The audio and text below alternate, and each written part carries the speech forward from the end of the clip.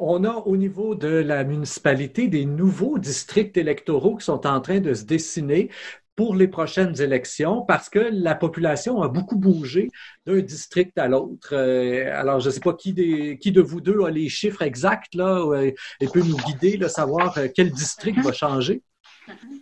Euh, il y a deux districts qui ont beaucoup bougé depuis les dernières élections. En fait, la municipalité possède un règlement sur la division des districts électoraux depuis 2008.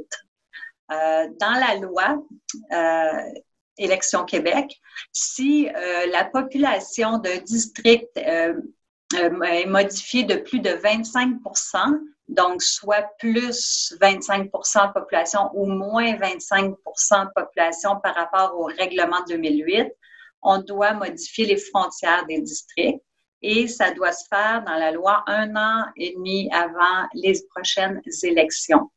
Donc, en préparation à novembre 2021, on doit modifier deux de nos districts, soit le district numéro 3, dont la conseillère est Mme Nicole-André Blouin. Donc, c'est grosso modo, là, ça englobe le chemin du Ruisseau, le chemin de Magog, le chemin Foran.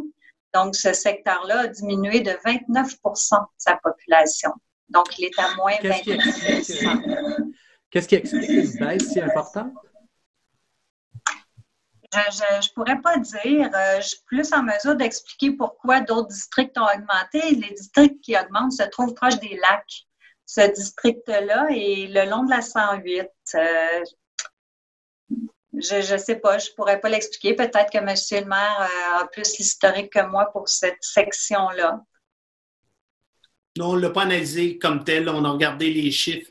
C'est les variations rapport à d'autres aussi. Ça fait il y a plein d'éléments là, qui fait que, oui, cet endroit-là, étant donné que d'autres montent plus rapidement, lui ne bouge pas ou descend légèrement.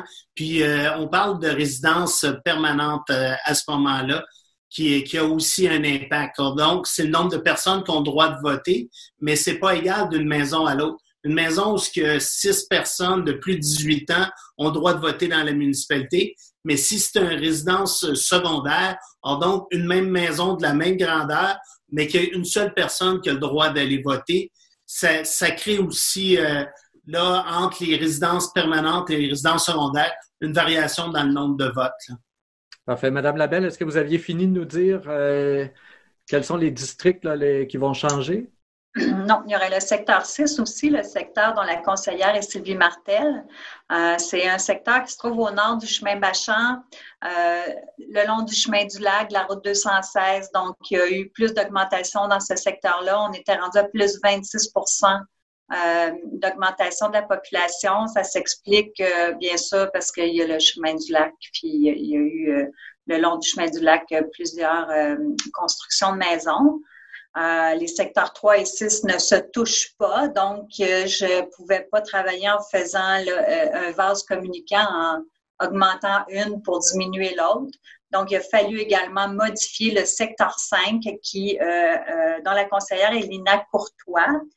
Ce secteur-là avait vécu une baisse il y a quelques années, mais tranquillement, la population augmente. Donc, elle part vraiment du village en allant vers le lac Massawippi.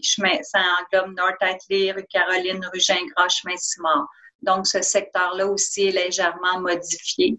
Ça va lui donner un peu plus d'électeurs. Donc, l'avis de motion a été déposé lundi. Nous attendons les commentaires d'Élections Québec pour finaliser le texte. Puis, idéalement, le projet de règlement doit être adopté le 4 mai.